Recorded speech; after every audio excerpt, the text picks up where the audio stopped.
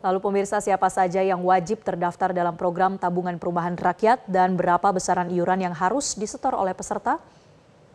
Kami tampilkan informasinya pemirsa. Setiap pekerja berusia minimal 20 tahun wajib menjadi peserta tabungan perumahan rakyat atau juga TAPRA. Selain itu penghasilan mereka minimal sebesar upah minimum. Jadi para PNS, ASN, TNI Polri, pegawai BUMN dan perusahaan swasta dan pekerjaan lain yang menerima upah juga diwajibkan menjadi peserta TAPRA. Setiap pemberi kerja diharuskan pendaftaran atau mendaftarkan karyawannya mulai tahun 2027. Besaran iuran yang dibayar setiap bulan sebesar 3% dari gaji. Tabungan perumahan rakyat ini bertujuan menghimpun dana dalam rangka memenuhi kebutuhan rumah layak dan terjangkau bagi peserta.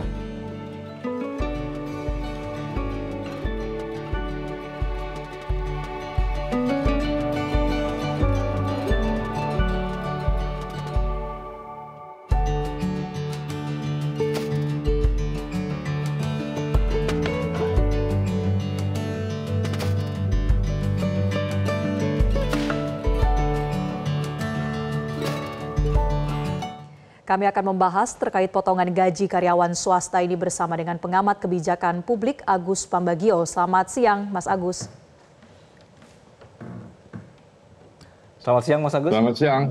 Ya, Mas, jadi dasar pemerintah membuat kebijakan ini adalah alasannya backlog perumahan, begitu katanya. Dasar ini bisa kita terima atau tidak?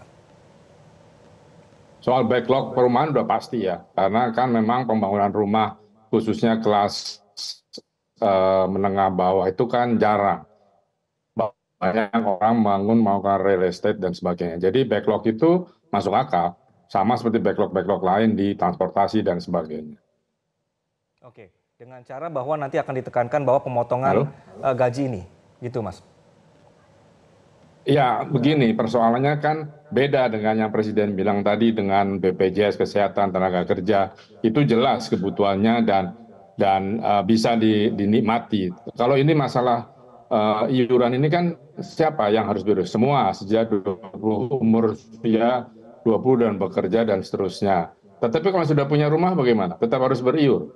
Lah beriur untuk siapa? Artinya kita mengasihkan subsidi kepada masyarakat yang belum punya rumah. Itu agak tidak fair. Karena kalau pemberian subsidi itu harus pemerintah yang memberikan, bukan masyarakat. Kan banyak orang sudah punya rumah. Ngapain juga ikut TAPRA?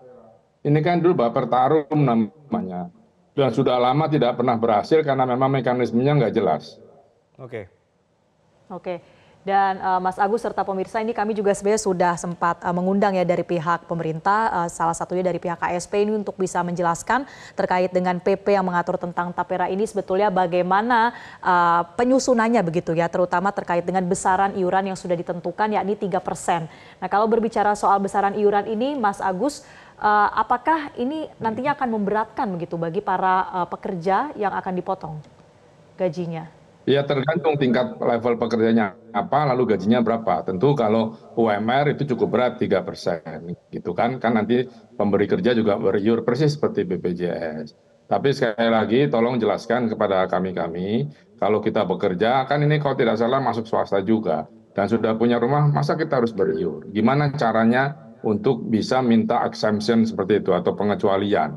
Ini nanti jadi sumber korupsi lagi nih, karena yang baper tarum dulu kan juga banyak menimbulkan hal-hal yang tidak jelas gitu.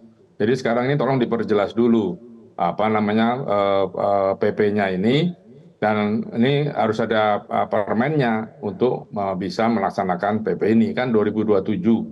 Jadi harus sudah, saya belum baca detail, itu pasti diperintahkan tanggal beberapa bulan setelah ini disahkan harus dibuat peraturan menteri atau peraturan lainnya.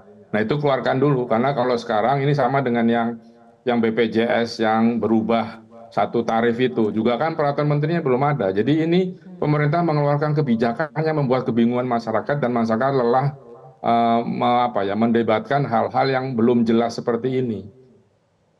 Oke. Mas, dengan track record pemerintah, tadi Anda sudah sebutkan juga ya, ini harus jelas begitu aturannya. Tapi kita tahu sendiri berkali-kali juga dengan program-program seperti ini juga bermasalah begitu. Bagaimana menurut Anda pemerintah ini bisa meyakinkan bahwa TAPRA ini aman dan juga tidak ribet gitu ya nanti ketika diurus gitu? Ya, bukti begini, penyakit di Republik ini untuk semua level kan korupsi ya. Dan itu tidak pernah bisa dibereskan sampai hari ini. Jadi maksud saya, ini kan sekali lagi ini PP. PP belum bisa langsung dijalankan karena yang in detail should be atau harus ada di peraturan menteri atau peraturan badan lainnya yang bertanggung jawab terhadap TPRA ini. Nah, jadi itu dikeluarkan dulu, kalau enggak masyarakat tidak akan percaya, pastilah. Nah, kalau ini tidak dikeluarkan, pilihan dua, batalkan ini atau segera keluarkan peraturan pemerintah, peraturan menterinya. Oke. Yep. Idealnya Mas Agus dalam program pengelolaan dana seperti ini, walaupun ini adalah kebutuhan pokok ya tempat tinggal, tapi apakah ini harus bersifat wajib atau bisa sukarela sebetulnya? Menurut saya dari dulu itu tidak wajib ya. Jadi maksud saya gini lah. Itu tadi kalau sudah punya rumah bagaimana harus ada peraturan menterinya yang jelas. Nanti juga pasti dikorupsi. Oh, saya udah punya rumah kok, rumah neneknya, rumah kakeknya, di aku rumah dia. Kemudian dia bebas tidak bayar iuran. Itu kan jadi persoalan dan itu akan terjadi pasti karena kita mental korupsinya juga tidak bisa hilang-hilang. Nah, jadi sekali lagi kita perdebatkan ketika nanti peraturan menteri atau peraturan badan lainnya yang mengacu pada PP ini keluar, baru kita bisa perdebatkan rinci. Sekarang perdebatkan rinci kan kita belum tahu nih persis seperti yang tadi yang peraturan Permenkes itu yang soal satu tarif dan sebagainya sampai sekarang kan belum keluar. Kalau belum keluar, bagaimana kami menanggapi hal itu? Oke.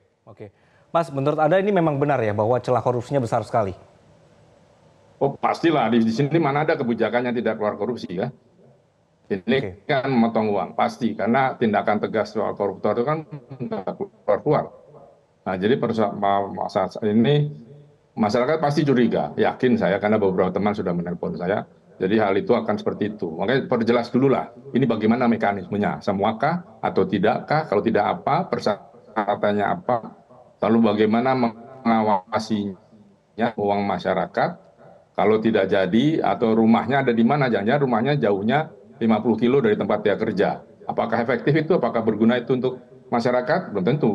Karena sekarang persoalan tanah kan menjadi persoalan besar sampai hari ini di Republik ini. Oke. Nah, ini juga sempat ramai diperbincangkan di media sosial, Marcel dan Mas Agus, bahwa hitung-hitungannya saja bahwa nanti angkanya itu juga masih belum jelas ketika nanti uang ini dicairkan, berapa nominal dari harga rumahnya itu sendiri. Nah, menurut Mas Agus, bagaimana cara hitung-hitungannya ini supaya terkesan adil ya? Oke, kita sekarang dipaksakan untuk ada peraturan ini gitu. Tapi pada saat nanti di ujungnya kita dapat rumah yang layak begitu, Mas. Ya, ini saya katakan lagi, saya khususnya tidak bisa menjelaskan atau mengkomentari karena peraturan detailnya belum ada. Ya kan, namanya bagaimana, seperti apa, tadi jaraknya, lokasinya, bagaimana cara kita sudah nabung, kita punya lokasi A, apakah saya bisa dapat rumah sekitar situ misalnya. Kalau jauh kan menjadi cost juga, karena transportasi cost kita itu mahal sekali, 30% dari income. Nah kan, jadi itu belum diperjelas itu yang harus saya tadi sampaikan, mana peraturan menterinya atau peraturan institusi yang berwenang untuk menjalankan TPRA ini. Kalau enggak kan bagaimana? Pertanyaan-pertanyaan Anda sama dengan pertanyaan saya, gimana? Ya nggak tahu. Gitu kan, karena tadi ini pemerintah lagi hobi mengeluarkan peraturan yang levelnya tinggi, katakanlah selain undang-undang kan ada Perpres, ada PP yang tentu perlu aturan pendukungnya. Itu tidak ada, itu belum keluar sudah dikeluarkan sehingga orang semua bertanya bingung bagaimana, ya kan, tanya pada saya juga nggak tahu aturannya mana yang untuk pelaksanaan atau implementasinya kan belum keluar. Sama persis yang BPJS itu. Sekarang harus apa, Mas? Apakah harus disosialisasikan dulu, jangan diberlakukan dulu? Ini apa yang harus menjadi prioritas terkait dengan? Ya, ini sosialisasi kan sampai 2027 baru akan dilaksanakan. Nah, saya berharap sebelum itu sudah keluar satu menteri mau ngapain baru kita komentari. Kalau sekarang kan ini pasti masih digodok nggak jelas, ya kan? Jadi sosialisasi kan muncul ketika seharusnya namanya konsultasi publik itu harus ada sebelum itu ditetapkan pada saat merancang. Nah, saya berharap pada saat PM-nya ini kementerian atau lembaga yang itu harus melakukan konsultasi publik. Setelah itu sosialisasi. Kalau sudah sosialisasi kan sudah tidak bisa berubah. Kalau konsultasi publik masih berubah. Inspirasi dari publik masih bisa masuk. Kalau sosialisasi juga tinggal jalan. Jadi kalau tidak jalan ya batalkan gitu aja. Oke, Mas Agus, jika kita menarik dari kacamata yang lebih besar, sebenarnya Anda melihat pemerintah itu sekarang sedang ada apa sih gitu berkenaan dengan ini kebijakan-kebijakan yang sekarang ada tapera, kemarin ada UKT begitu. Apa yang terjadi sebenarnya, Mas? Ya, sebetulnya niat saya masih meyakini niat pemerintah baik untuk memberikan pelayanan kepada publik, pada masyarakatnya. Tetapi dari kementerian-kementerian itulah yang berwenang mengeluarkan peraturan itu menjadi tidak fokus.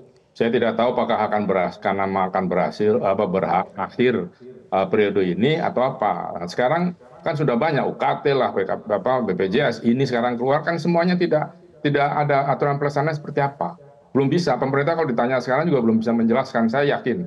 Makanya tidak ada yang mau hadir. Kan harusnya Anda hadirkan di sini supaya kita bisa berkomunikasi sebetulnya gimana sih. Kalau sekarang kan saya bukan regulator, gimana saya jawab? Saya akan komentar ketika ada peraturan itu. Oke, baik. Baik.